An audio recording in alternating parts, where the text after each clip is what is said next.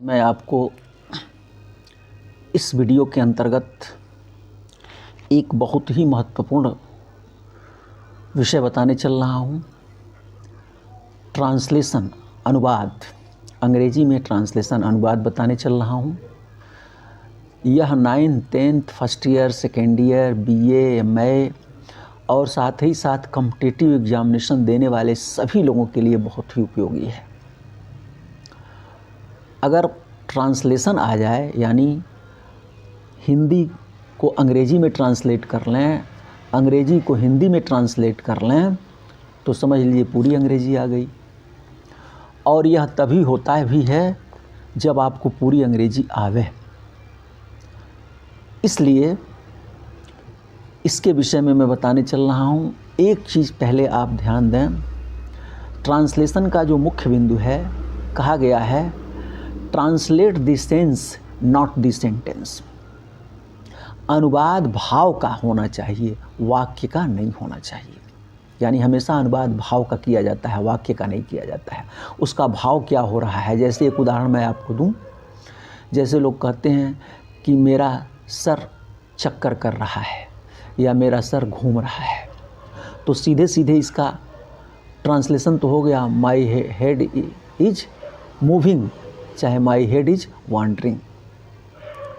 तो यह ट्रांसलेशन गलत है, क्योंकि ऐसा नहीं है कि आपका सर जो है गले के ऊपर नाच रहा है।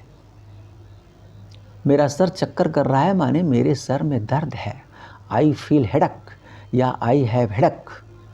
क्योंकि भाव उसका क्या है, भाव इसका यह है कि मेरे सर में दर्द है।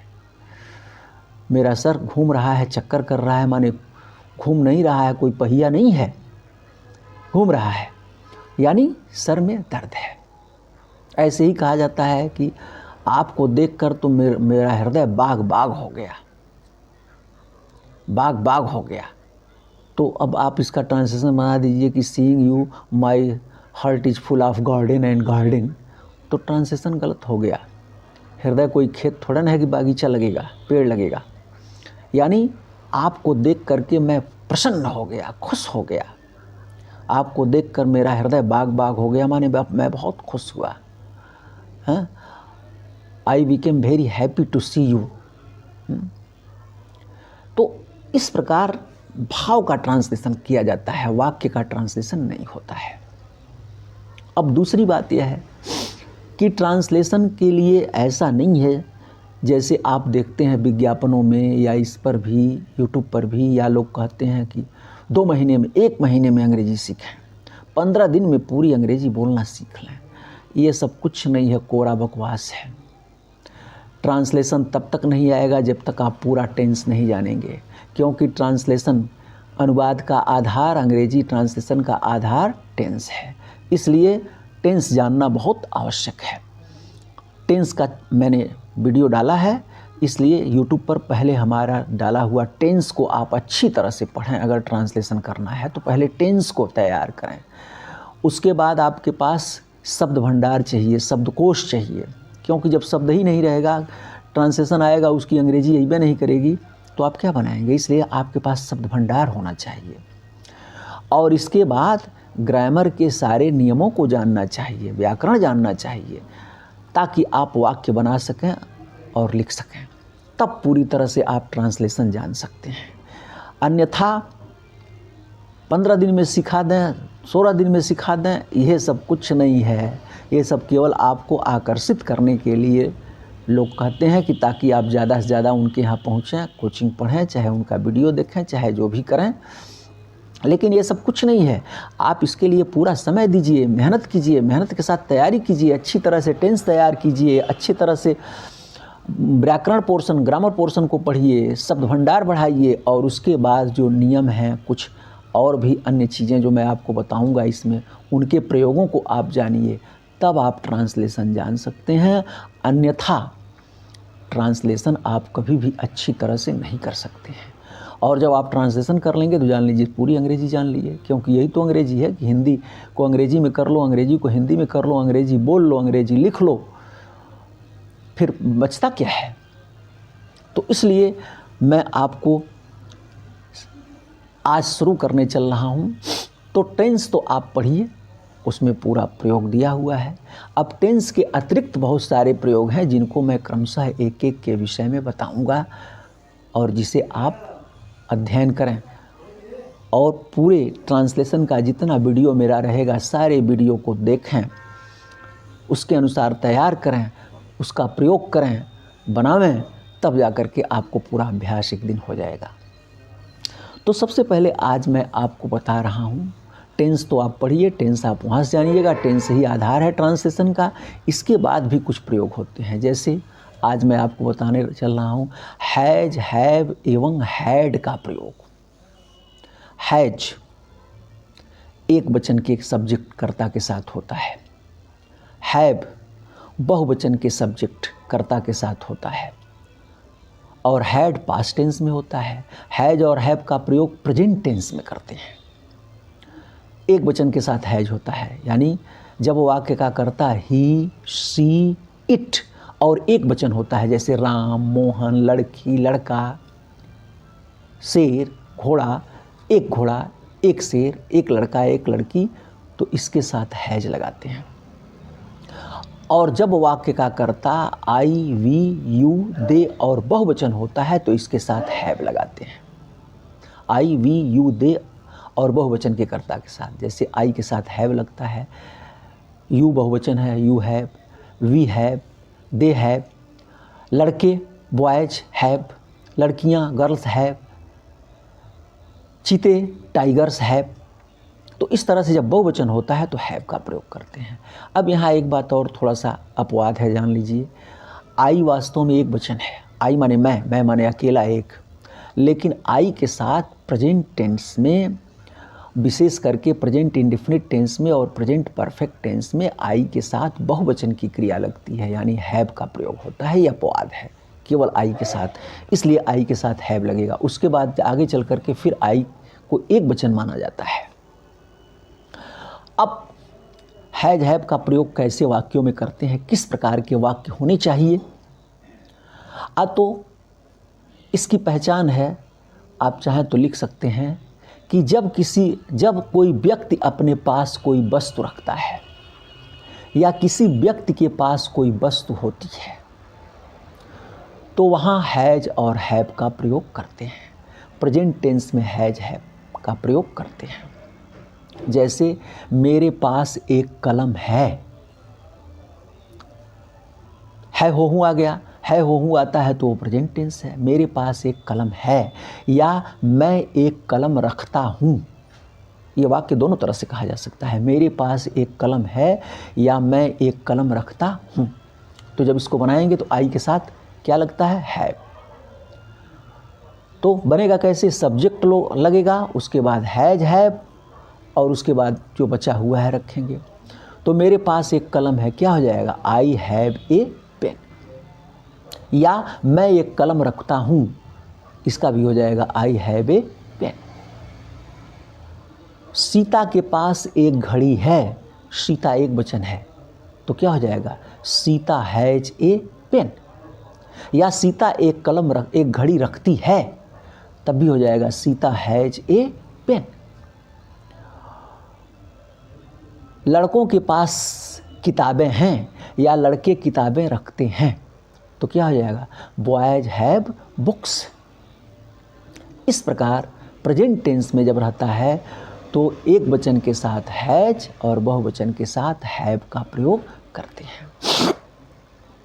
ऐसे ही अगर पास्ट टेंस में अब प्रेजेंट टेंस का अगर निगेटिव बनाना है, जैसे मेरे पास एक कलम नहीं है, निगेटिव हो जाएगा, तो इसका क्या हो जाएगा, आई हैव नो पेन। या मैं एक कलम नहीं रखता हूँ, तो हो जाएगा आई हैव नो पेन। लेकिन एक बात और है, मैं एक कलम नहीं रखता हूँ, तो ता हूँ, ते होता है, ते है, ती है, आ जाने पर प्रेजेंट टेंस होता है। तो हम निगेटिव में प्रेजेंट टेंस के नियम का भी प्रयोग कर सकते हैं। तो प्रेजेंट टेंस के निगेटिव में क्या लगता है, डू नॉट और डज नॉट। एक वचन के कर्ता के साथ डज नॉट और बहुवचन के कर्ता के साथ डू नॉट लगता है।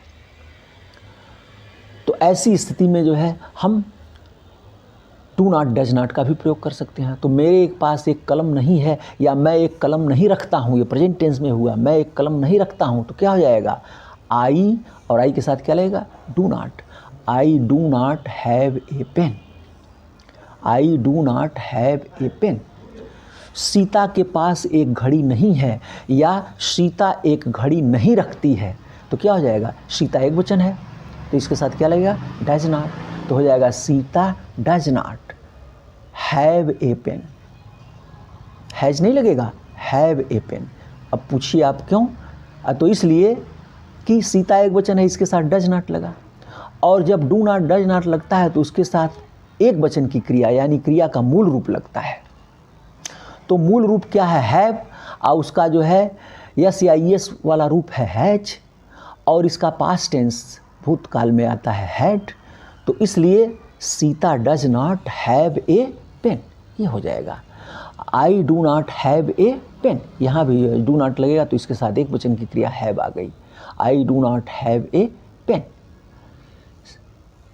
माने क्रिया का मूल रूप लगता है, क्रिया का मूल रूप लगता है, और क्रियाएं हमेशा बहुवचन में होती हैं, तो हैव बहुवचन का रूप है, तो हो जाएगा Sita does not have a watch, Sita does not, Sita एक घड़ी नहीं रखती है, Sita does not have a watch, या सीता के पास एक घड़ी नहीं है, Sita does not have a watch, या मैं एक कलम नहीं रखता हूँ, I do not have a pen. इस प्रकार ये ट्रांसलेशन बनता है, आप याद रखिए।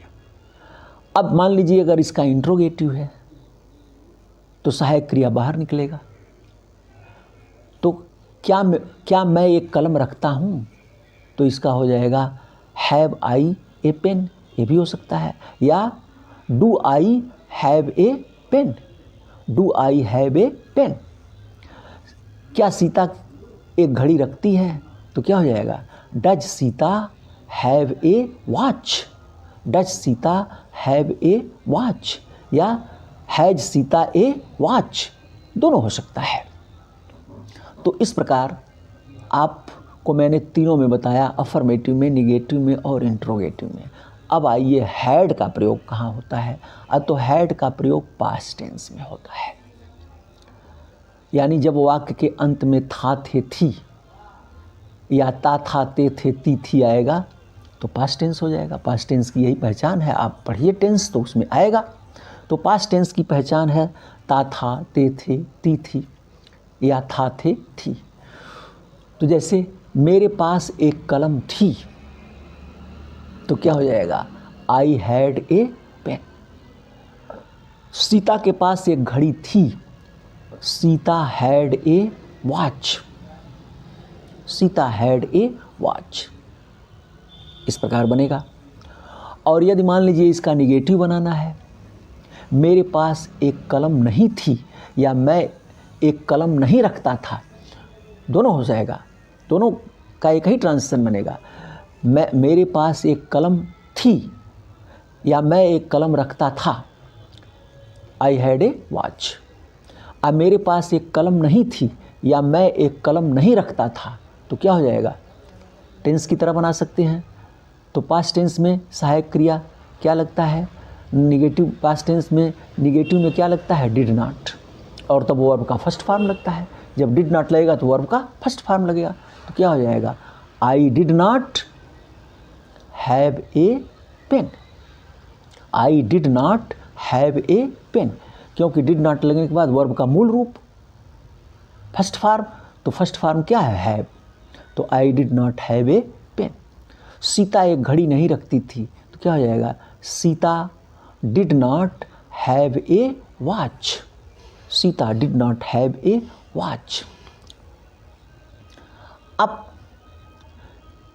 अगर इंट्रोगेटिव हो जाए, क्या मैं एक कलम रखता था या क्या मेरे पास एक कलम थी, तो क्या हो जाएगा, हैड आई ए वॉच, ये भी हो, हैड आई ए पेन, ये भी हो सकता है, या डिड आई, तब क्या हो जाएगा, हैव ए पेन। ऐसे ही सीता एक घड़ी रखती थी, क्या सीता एक घड़ी रखती थी, या क्या सीता के पास एक घड़ी थी, तो क्या हो जाएगा, हैड सीता ए वॉच, या डिड सीता, तब क्या हो जाएगा, हैव ए वॉच, ये बनेगा। तो मेरे ख्याल से आप इसको अच्छी तरह से समझ लिए होंगे, हैज और हैव का प्रयोग और हैड का प्रयोग। अब ऐसे ही हैज़ टू, हैव टू और हैड टू एवं वर्ब के फर्स्ट फॉर्म का प्रयोग, यानी हैज़ टू के बाद वर्ब का फर्स्ट फॉर्म आएगा, जैसे has to go, has to weep. ऐसे ही हैव के साथ भी have to go, have to weep, और ऐसे ही हैड के साथ भी had to go, had to weep, इसका प्रयोग। यानी हैज़ टू प्लस वर्ब के first form, have to plus verb के फर्स्ट फॉर्म और हैड टू प्लस वर्ब के फर्स्ट फॉर्म का प्रयोग कहाँ होगा? तो प्रेजेंट टेंस में हैज़ टू, हैव टू और वर्ब का फर्स्ट फॉर्म आता है, और पास्ट टेंस में हैड टू और वर्ब का फर्स्ट फॉर्म आता है। इसकी पहचान क्या है? तो जब किसी वाक्य के अंत में पढ़ता है, पढ़ते हैं, पढ़ती हैं आता है, अथवा ना है, ने है, नी है आता है, और उस वाक्य में ऐसा लगता है जैसे कि वह व्यक्ति काम करना नहीं चाह रहा है लेकिन मजबूरी बस करता है, यानी उस वाक्य में बाध्यता या मजबूरी थोड़ी प्रदर्शित होती है, तो वहाँ सब्जेक्ट के साथ, सब्जेक्ट के अनुसार has to, have to, present tense में सब्जेक्ट के अनुसार प्रेजेंट टेंस में हैज़ टू, हैव टू और पास्ट टेंस में हैड टू का प्रयोग करते हैं। जैसे मुझे स्कूल जाना पड़ता है या मुझे स्कूल जाना है। इसका मतलब क्या है कि मैं स्कूल जाना नहीं चाहता हूँ लेकिन जाना पड़ता है, या जाना है, मजबूरी है, बाध्यता है। तो ऐसे वाक्यों में जो है has, have, has to, have to और वर्ब का फर्स्ट फॉर्म का प्रयोग करते हैं। तो यहाँ मुझे माने मैं, आई के साथ क्या लगेगा, हैव, तो हो जाएगा I have to go to school, I have to go to school. Ram को अपना पाठ याद करना पड़ता है या राम को अपना पाठ याद करना है, तो क्या हो जाएगा, राम हैज, राम एक वचन है इसलिए हो जाएगा है, Ram has to learn his lesson, Ram has to learn his lesson. लड़कों को स्कूल जाना पड़ता है या लड़कों को स्कूल जाना है, यानी लड़के जाना नहीं चाहते हैं, जाना पड़ता है, मजबूरी या बाध्यता है। तो लड़के, बहुत से लड़के हैं, तो क्या हो जाएगा, बॉयज, और बहुवचन के साथ क्या लगेगा, have, boys have to go to school, boys have to go to school. तो इस प्रकार आप इसका प्रयोग कर सकते हैं कि हमें बाजार करना है या हमें बाजार करना पड़ता है, तो क्या हो जाएगा, वी हैव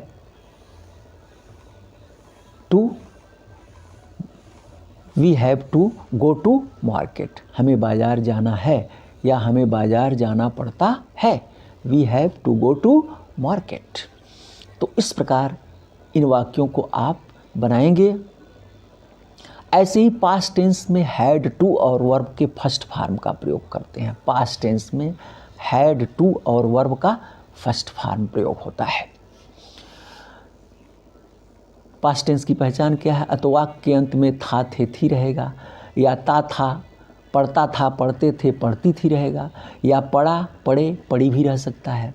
जैसे सीता को गीत गाना पड़ा या सीता को गीत गाना पड़ता था या सीता को गीत गाना था, ये तीनों वाक्य एक ही हैं, यानी सीता को गीत के लिए गीत गाना मजबूरी थी। तो ये पास्ट टेंस में है, इसलिए Sita had to sing a song, ये बनाना पड़ेगा, Sita had to sing a song. लड़कों को कक्षा में उपस्थित रहना पड़ता है या लड़कों को कक्षा में उपस्थित रहना पड़ा, या लड़कों को कक्षा में उपस्थित रहना था। तो क्या हो जाएगा, boys have to present in the class या boys have to attend the class. तो इस प्रकार boys had to attend the class, had लगेगा not have. Boys had to attend the class या boys had to present, boys had to remain कर दीजिए, boys had to remain present in class. तो इस प्रकार आप इसका प्रयोग कर सकते हैं। अगर इंट्रोगेटिव रहेगा तो वही बाहर आ जाएगा, क्या मुझे स्कूल जाना था,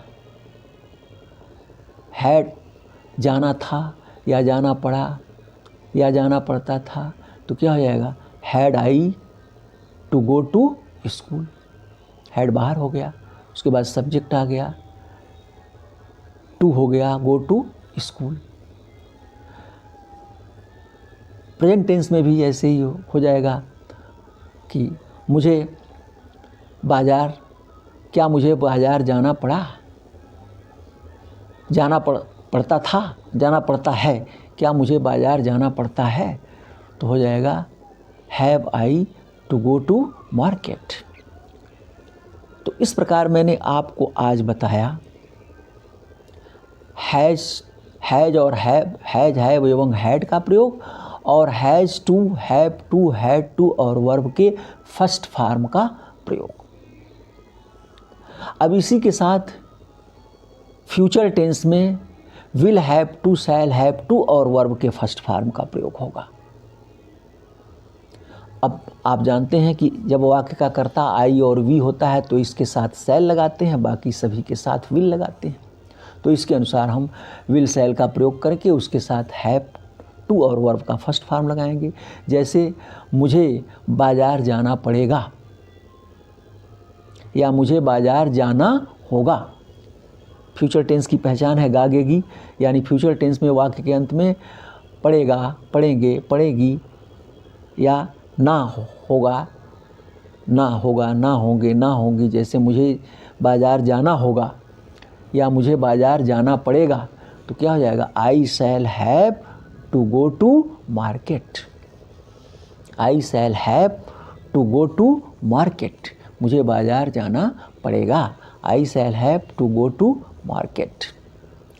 तुम्हें अपना पाठ याद करना पड़ेगा, तो क्या हो जाएगा, you will have to learn your lesson. You will have to learn your lesson. तो इस प्रकार ये बनेगा। इंट्रोगेटिव अगर बनाएंगे क्या से शुरू होगा, तो विल शैल बाहर हो जाएगा। जैसे क्या तुम्हें अपना पाठ याद करना पड़ेगा, तो क्या हो जाएगा, will you have to learn your lesson. Will you have to learn your lesson. इस प्रकार बन जाएगा। तो इस प्रकार मैंने आपको आज ट्रांसलेशन में ये थोड़ी सी चीज़ें बताया। इसके बाद मैं वीडियो डालता रहूँगा। आप पूरा ट्रांसलेशन जितना वीडियो मेरा पड़ेगा सारा आप देखें और पूरा उसको लिखें और उसको अच्छी तरह से समझें। कई बार वीडियो को देखें, तब ये चीज़ें आपके समझ में आ जाएंगी और धीरे धीरे फिर आप सारी चीज़ों को समझना शुरू कर देंगे। चलिए, बहुत बहुत धन्यवाद। आज इतना ही।